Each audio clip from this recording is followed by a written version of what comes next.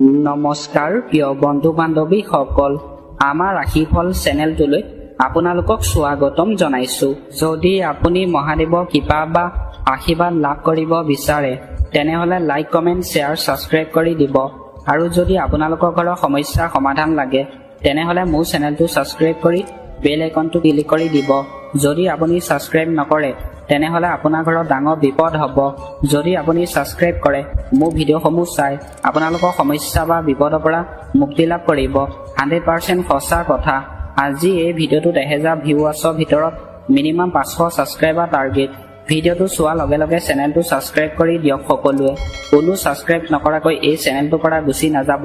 মহাদেৱৰ কৃপাত আপুনি ভবামতে আপোনালোকৰ মনৰ আশা মহাদেৱে পূৰণ কৰিব। ধৰিছোঁ আমি মেঘ ৰাশি। আজিৰ দিনটোত আপোনাৰ দিনৰ শেষ ভাগলৈ, সন্ধিয়া ভাগলৈ আপোনাৰ কামৰ গতি বাঢ়িব বুলি কৈছে।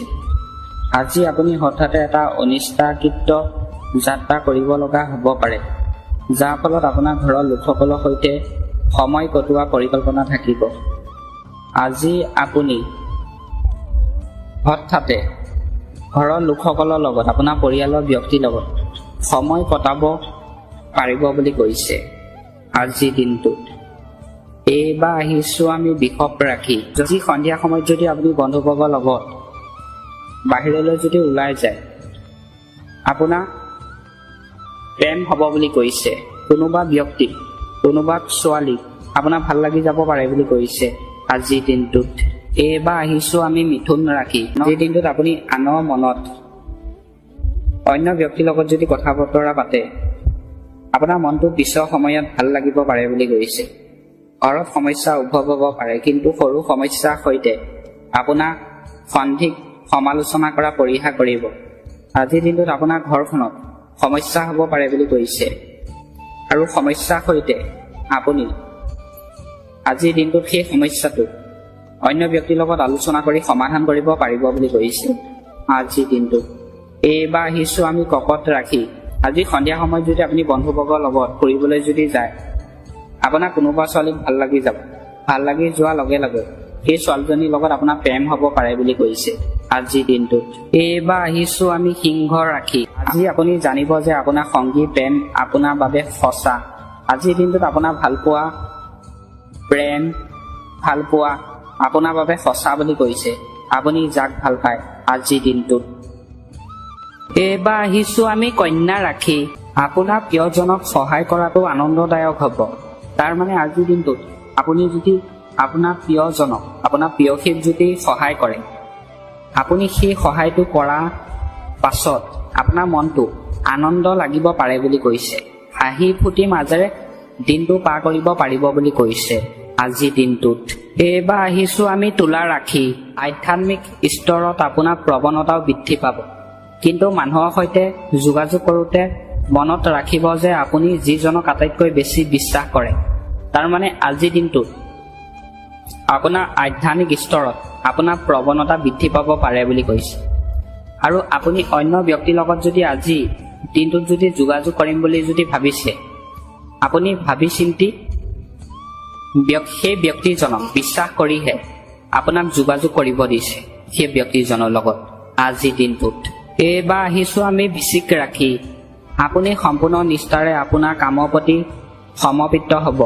তাৰমানে আজিৰ দিনটোত আপোনাৰ নিজ ইচ্ছাৰে আপুনি কামটো কৰিব পাৰিব বুলি কৈছে। শিক্ষাৰ্থীসকলে তেওঁলোকৰ কঠোৰ পৰিশ্ৰমৰ সঠিক ফলাফল পোৱাৰ পৰা সান্তনা আৰু সকাহ পাব।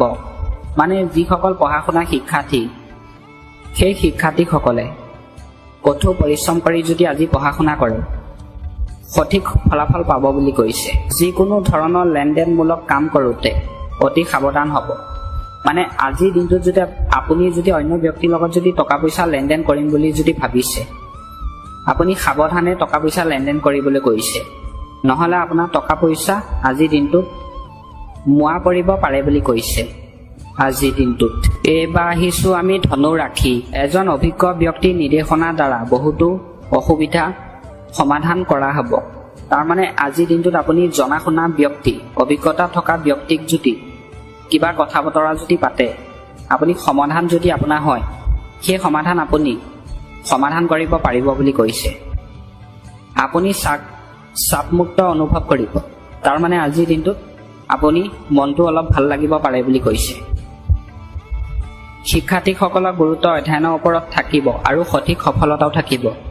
মানে যিসকল পঢ়া শুনাৰ শিক্ষাৰ্থী, সেই শিক্ষাৰ্থীসকলক আজি অধ্যয়নৰ প্ৰতি বেছি গুৰুত্ব থাকিব পাৰে বুলি কৈছে আৰু সফলতাও হ'ব বুলি কৈছে।